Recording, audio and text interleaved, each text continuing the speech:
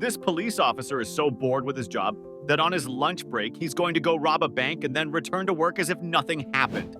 Now, the guy, his name is Andre, is kind of a thrill seeker, and he's a police captain at Catan Park in South Africa.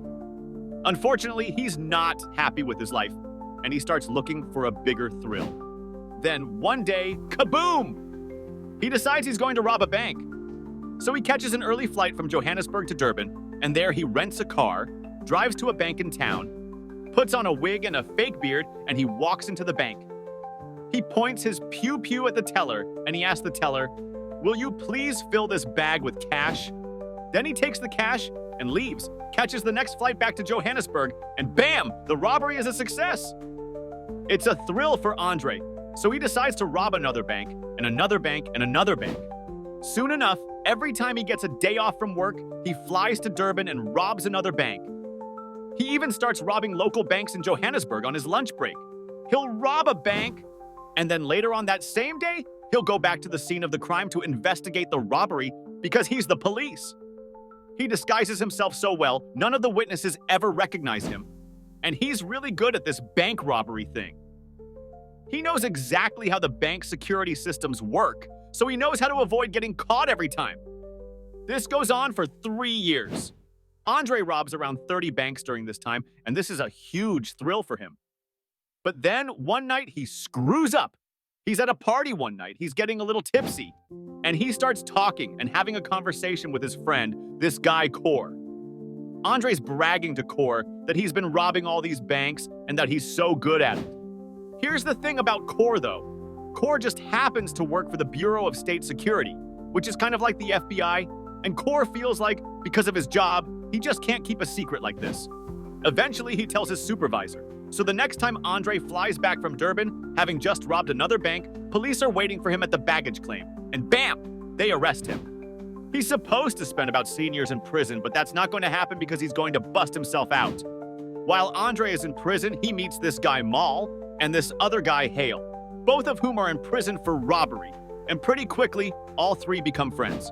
After about 3 years in prison, Andre, Mal, and Hale come up with a wild plan to bust themselves out. First, Andre and Mal, the two of them, they fake injuries so that the prison guards will escort them to an outside physiotherapist for treatment. Then, once they're at the physiotherapist, bam! They overpower the guards, grab the guards' pew-pews, steal the physiotherapist's car, and use it as a getaway vehicle. Once they've escaped, they lay low for a while. 3 months later, they go back to where Hale is, guns a-blazing, and they bust him out too. Now the three of them are together on the run, hiding out. What does Andre want to do? He wants to start robbing banks again. He wants that thrill back. So then, kaboom, the three of them hit up a bank. Then, kaboom, they hit up another bank. Then, kaboom, they hit up a third bank. These guys just keep going, robbing bank after bank after bank. They always wear ridiculous disguises, sunglasses, fake mustaches, fake beards. They almost look comical. But despite that, they're a good team. They can execute a full bank robbery in under 5 minutes. Sometimes they're able to rob 4 banks in the same day without getting caught. Because of all the success, soon enough word starts to get out. And the local people start hearing about this gang of bank robbers on the news. Strangely, a lot of the public are cheering them on because they're making the police look like fools and it's funny to them. So Andre, Mal, and Hale become like folk heroes, and people start calling them the Stander Gang, after Andre's last name. This crime spree goes on for several months.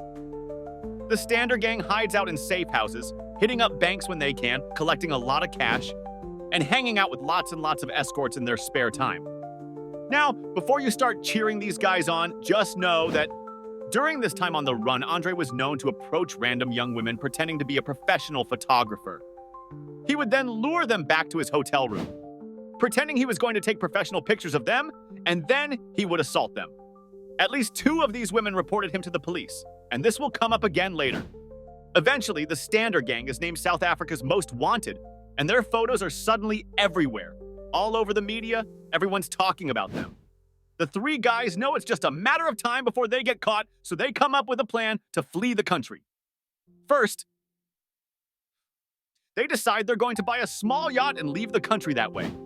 I guess it's supposed to be safer than all three of them flying commercial. So then Andre, using a fake passport, flies to Fort Lauderdale, Florida, where he's going to finish negotiations on the sale of this yacht. The next day, back in South Africa, police show up at one of the safe houses the gang had been hiding in. Apparently, the police were tipped off by some of the escorts the gang used to hang out with. So police are suddenly outside of the safe house at 5 o'clock a.m., and Mal is the only one home. Police are like, "Stander gang, come out with your hands up." Mal is butt naked because I guess he sleeps naked, and he grabs his pew and gets into a crazy naked shootout with police. They storm the place, shooting at him, while he's running from room to room, shooting back. Finally, once they have him cornered, he turns the pew on himself and unalives himself.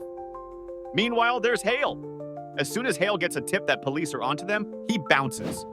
He uses a fake passport and hops on a flight to Greece, so he's long gone.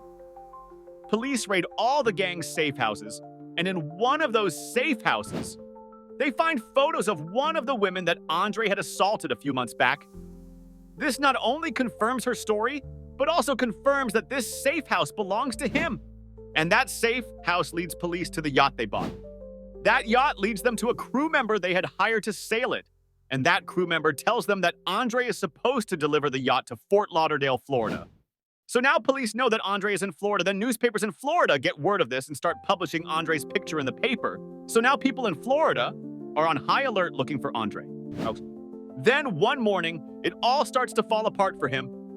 Andre is at a used car dealership trying to get his car painted a different color because he had just stolen it. And the salesman recognizes him because his picture had just been in the local paper. That salesman doesn't say anything then, but he later calls the police. Later that night, police show up at Andre's apartment and surround it because they're about to bust in, but Andre is actually not home. However, crazy enough, one of the officers just happens to spot him riding by on a bicycle, and the officer knows it's him. He runs over and confronts him, and Andre realizes what's going on. He jumps off his bike and makes a run for it, and the officer chases after him, catches up to him, and Andre stops, pretending he's going to give up. Then he grabs the officer's shotgun, but thinking quickly, the officer pulls out his other pew and bang, he shoots Andre 4 times, unaliving him. Here's what Andre looked like in real life. That only leaves Hale.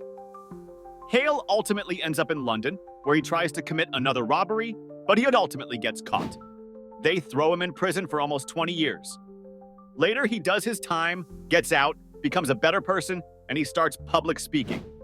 He actually dedicates himself to educating people about the horrible consequences of living a life of crime. His major regret is actually the fact that he's wasted talents and abilities and achieved nothing. That's wild. Shout out to South Africa.